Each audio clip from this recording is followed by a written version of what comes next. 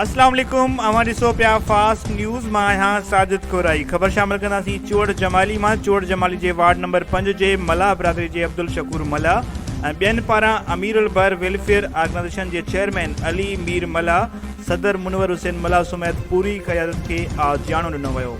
उन मौक़े ते अमीर उल बर जो चेयरमैन अली मीर मला, सदर मुनवर हुसैन मला, अब्बास मला, अली हसन फाराड़ी, हाजी ज़ाकत कलादरी, आकाश बागल, नूर हसन अबलाणो, पीपी लेडीज़ विंग ज़िले सजावल जी सदर फिरदोस अज़ीज़ मीरबर ऐं ॿियनि ख़िताब कयो।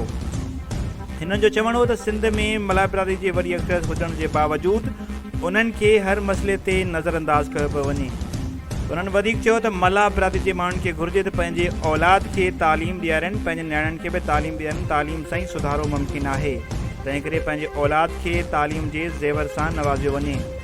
उन मौक़े ते पीपी लेडीज़ विंग अॻवान यास्मीन सोलंगी, नजमा मला, नशाद मला, अलाडिनो पाराड़ी, नाको रस्मी ससियो, गुलाम हुसैन मीरबर, सलीम मला, मीर मोहम्मद टांडियो, सुमैद शाबदार तालके मला बिरादरी वारे अंग में शिरकत कई ऐं आयल महिमाननि खे अजरकनि ऐं लौंगनि जा तोहफ़ा पेश कया विया।